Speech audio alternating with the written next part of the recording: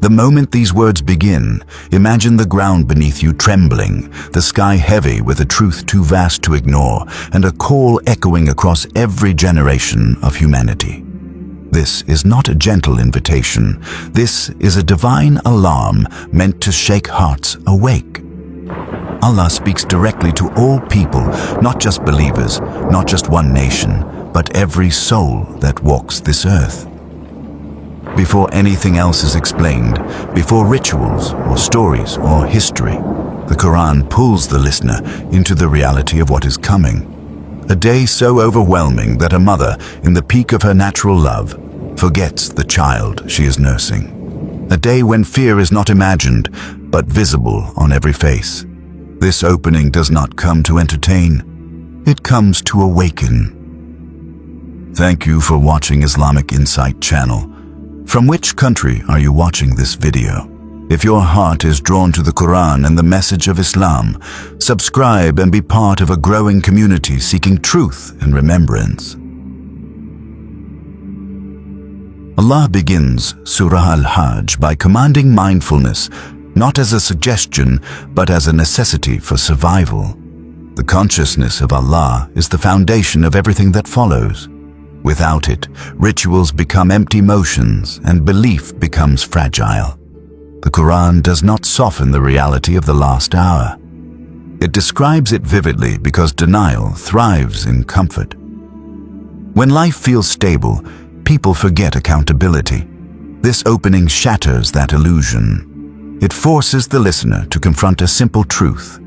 This life is temporary, and every soul is moving toward a meeting it cannot escape. The terror described is not exaggerated, nor symbolic alone. It is a warning rooted in divine knowledge, meant to redirect hearts before it is too late. Then the surah turns its gaze toward a dangerous kind of faith, one that appears sincere on the surface but collapses under pressure. Allah describes people who worship Him conditionally. When life is easy, when health is strong, when wealth flows, they claim belief and feel content. But the moment hardship touches them, the moment their plans unravel or their comfort is shaken, they turn away, confused and angry, as if faith was a transaction rather than submission. This exposes a deep reality about the human soul. True belief is not proven in ease, it is revealed in trial. Faith that depends on outcomes is not faith at all. It is convenience.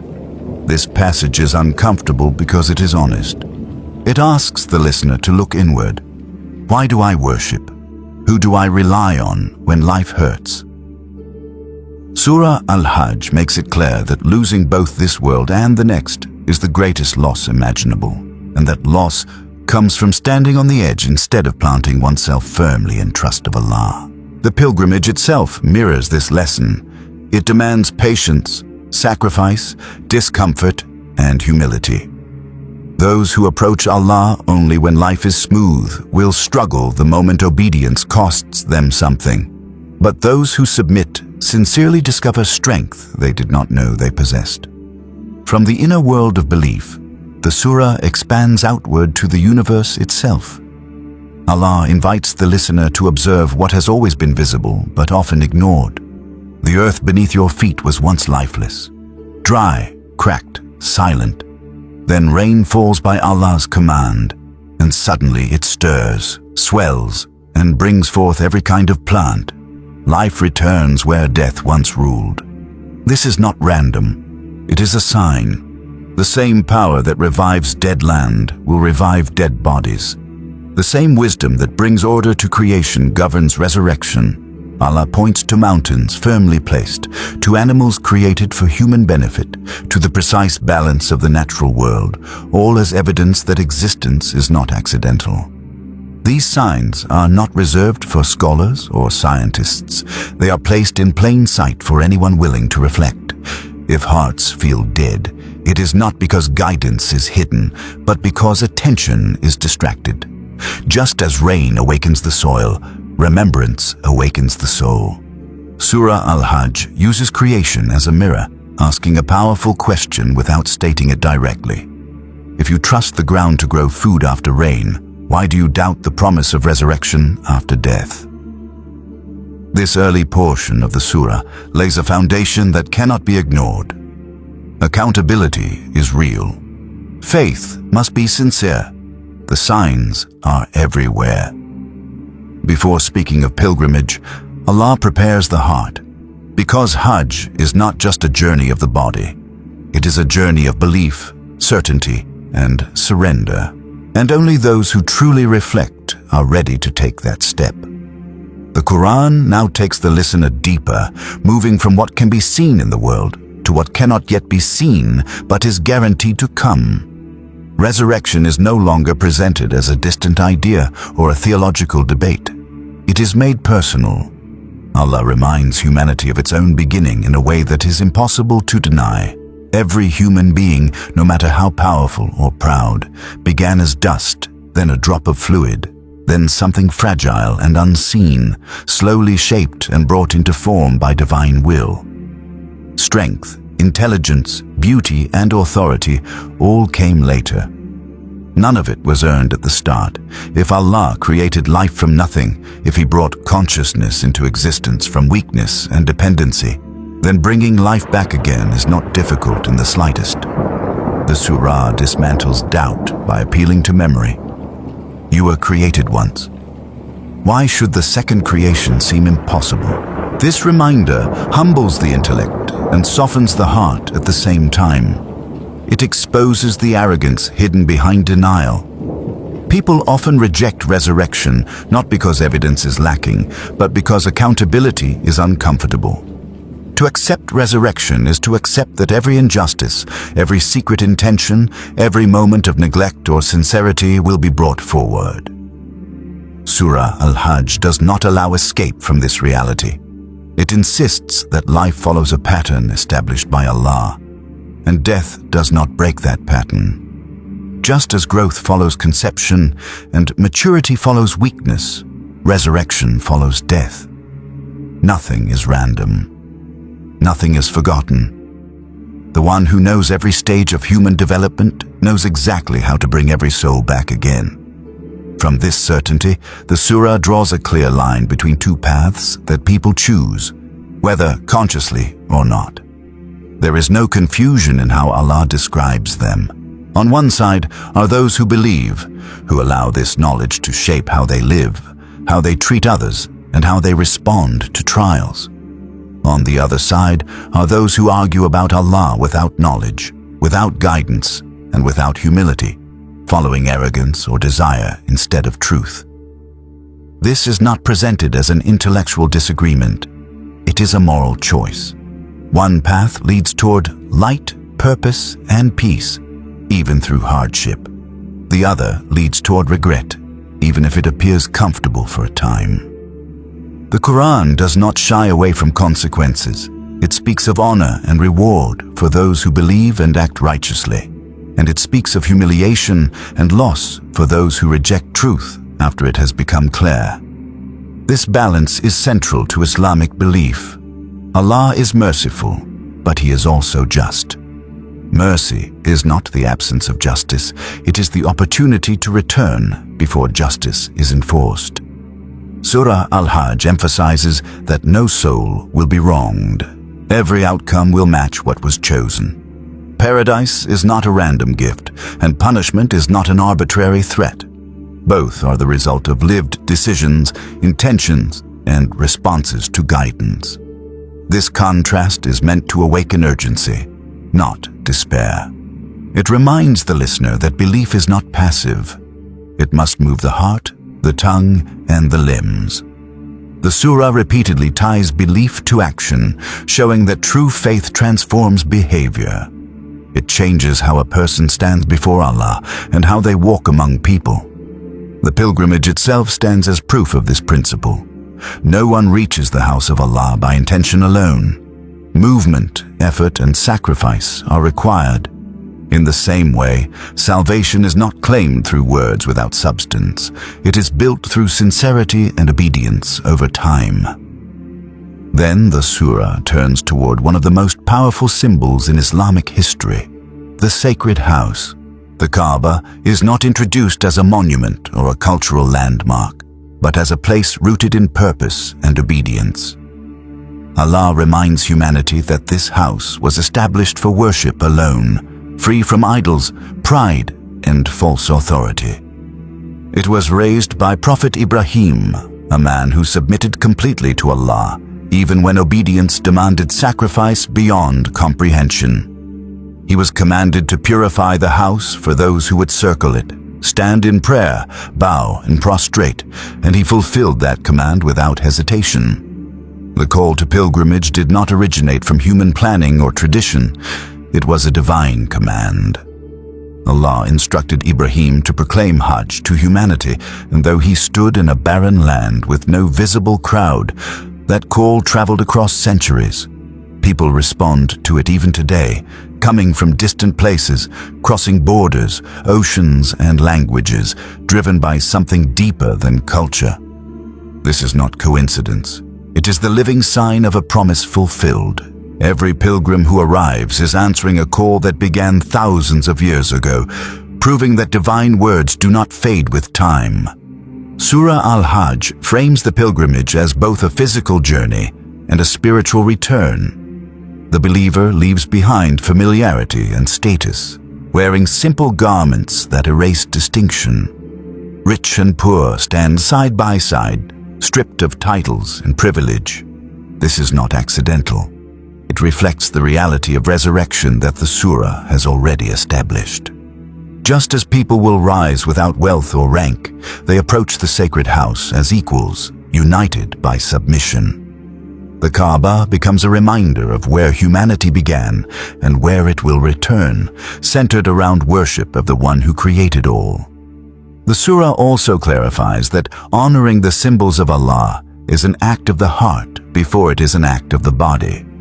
Respecting the sacred house, the rites of pilgrimage, and the limits set by Allah is not about formality. It is about cultivating awareness of His presence. When a believer honors what Allah has made sacred, it reflects inner reverence. This connection between outward action and inward belief is essential. Without it, rituals lose meaning. With it, even difficult acts become sources of peace. In bringing together resurrection, accountability, and the sacred house, Surah Al-Hajj weaves a single message. Life is not aimless. Worship is not symbolic. History is not disconnected from the present. The journey of the soul mirrors the journey to the house of Allah. Both begin with a call, demand sincerity, require effort, and end with return. Those who understand this do not see Hajj as a ritual reserved for a few, but as a reflection of the path every believer walks, step by step, toward their Lord. As the surah continues, Allah turns attention directly to the heart of worship itself, stripping away every misunderstanding about ritual and obedience. The rites of pilgrimage are not presented as empty movements passed down through generations, nor as cultural symbols meant to impress others. They are described as acts filled with meaning, designed to shape the inner state of the believer. When Allah speaks about sacrifice, He makes something unmistakably clear. Neither flesh nor blood reaches Him. No physical offering benefits Allah in any way. What reaches Him is consciousness, sincerity, and reverence that lives within the heart. This statement alone reshapes how worship is understood. It pulls the believer away from performance and pushes them toward intention. Every step taken, every animal sacrificed, every hardship endured during pilgrimage is meant to cultivate awareness of Allah, not to fulfill a ritual for its own sake.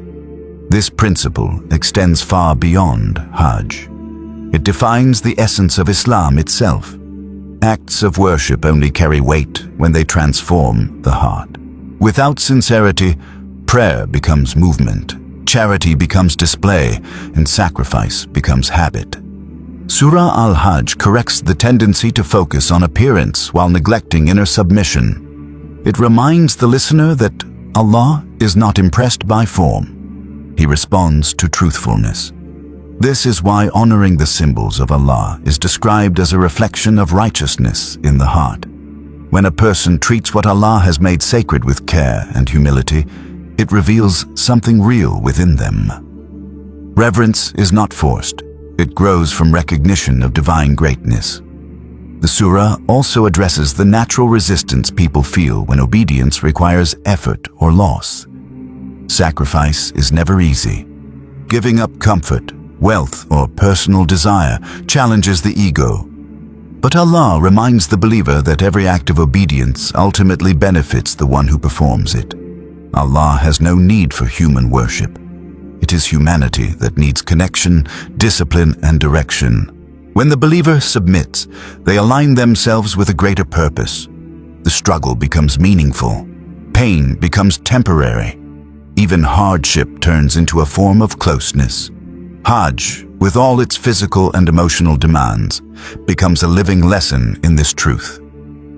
It teaches that devotion is proven through action, not intention alone. From worship and sacrifice, the surah moves into one of the most pivotal moments in Islamic history. For years, believers endured persecution, ridicule, and violence without permission to respond. They were commanded to remain patient, to endure, and to trust that justice would come. In Surah Al-Hajj, Allah grants permission for defense, not out of anger or revenge, but out of necessity and justice. This moment is framed carefully. Permission is given to those who are wronged, expelled from their homes, and attacked simply for saying that Allah is their Lord. This is not a call to aggression. It is a declaration that oppression is not sacred, and silence in the face of injustice is not always virtue. Allah explains why this permission matters. If wrongdoing were left unchecked, places of worship would be destroyed, and the remembrance of Allah would be erased from the earth. Monasteries, churches, synagogues, and mosques are all mentioned, emphasizing that the protection of worship is a moral responsibility. This passage reveals the balance at the core of Islamic belief. Mercy does not mean weakness, and strength does not mean cruelty. Justice requires restraint guided by principle. Even in conflict, intention matters. Defense is permitted to preserve truth, not to dominate others. This portion of the surah reshapes common misunderstandings. It makes clear that Islam does not promote chaos or forced belief.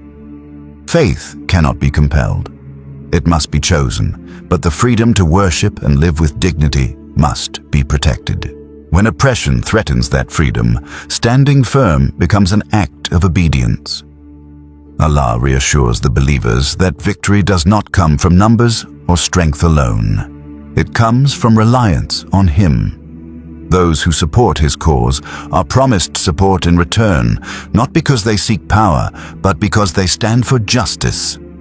The surah then shifts again, widening the lens to include all of humanity. Allah reminds people that every nation was given acts of worship, and every community was guided according to its time and circumstance. Differences in rituals were never meant to become reasons for division or arrogance. The core message has always been the same. Worship Allah alone. Submit to Him sincerely. Live with integrity. The surah gently dismantles the idea that guidance belongs to one group by birthright. Honor with Allah is earned through obedience, not lineage or label. This message reaches its fullest expression in the concept of unity.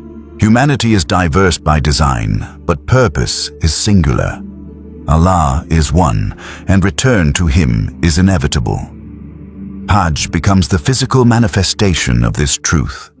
Millions gather from every corner of the world, speaking different languages, carrying different histories, yet moving in the same direction, performing the same acts, calling upon the same Lord.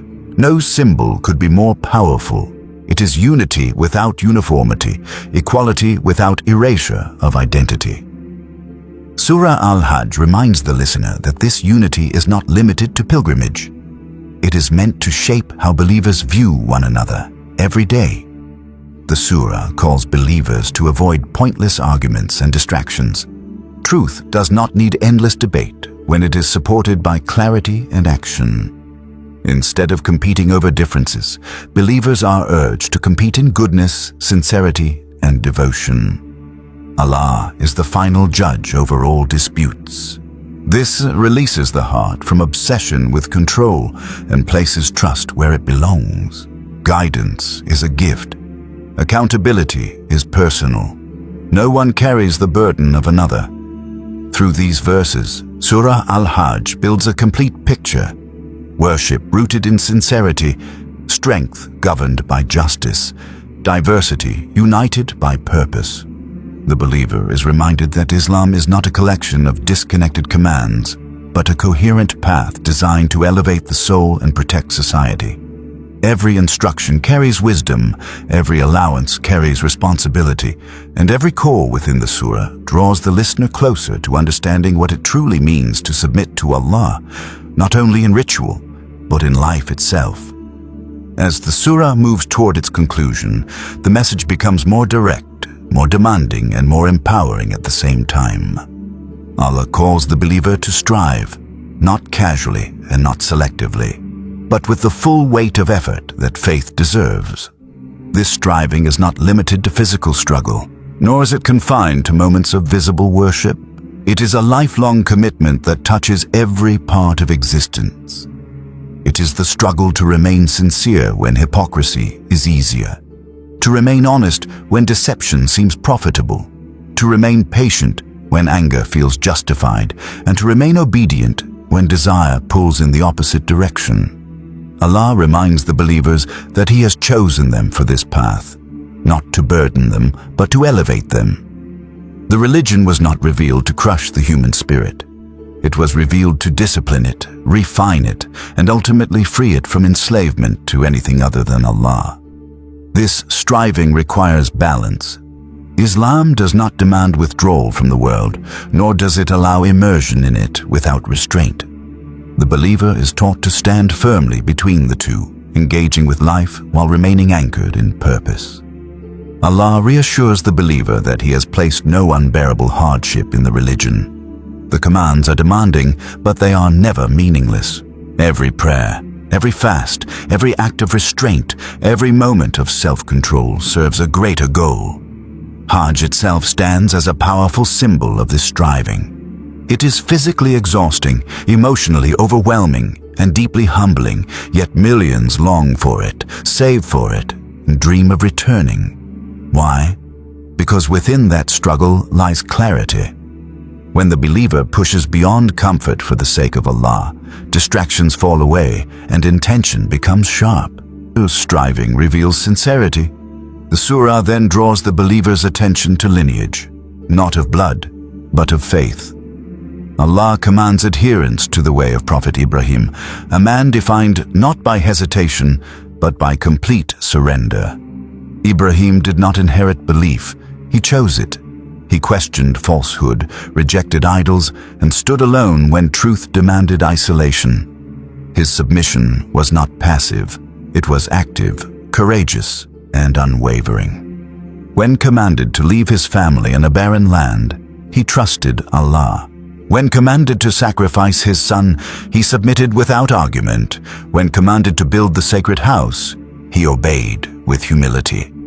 This is the path Allah calls believers to follow.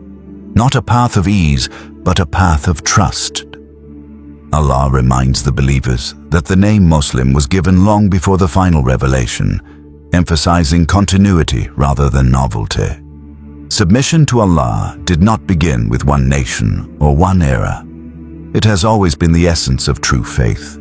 This reminder dissolves pride and strengthens identity at the same time. The believer is not part of a new movement, but part of an ancient covenant between humanity and its Creator. To be Muslim is not merely to belong. It is to submit. It is to accept Allah as the ultimate authority over belief, behavior, and destiny. This connection to Ibrahim also reinforces the meaning of Hajj beyond ritual. Every movement during pilgrimage echoes moments from his life. The trust, the sacrifice, the patience, the obedience. These are not reenactments for memory alone. They are lessons meant to be internalized. The believer is reminded that faith is inherited only through effort. No one stands on the shoulders of Ibrahim unless they walk his path.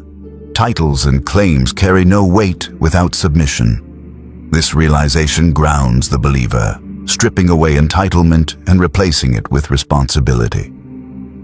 As the surah reaches its final call, the language becomes both commanding and compassionate. Allah instructs the believers to bow, to prostrate, to worship their Lord, and to do good, not vaguely, but actively, so that they may succeed. Success is not defined by wealth, recognition, or dominance. It is defined by acceptance. Acceptance by Allah. The surah does not promise an easy road. It promises a supported one. Allah reassures the believers that He is their protector, their guardian, their helper. This is not poetic reassurance. It is a declaration of reality.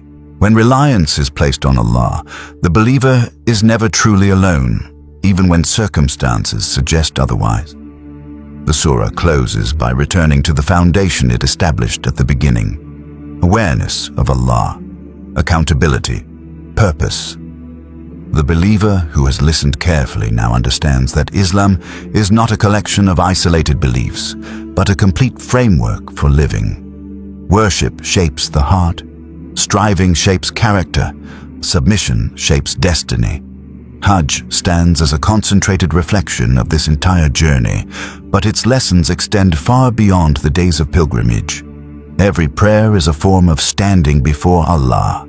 Every act of patience is a form of sacrifice. Every moment of obedience is a step toward the sacred house of acceptance. Surah Al-Hajj leaves the listener with no illusion of neutrality. Life is movement. Every soul is traveling. Some move toward Allah with intention and humility.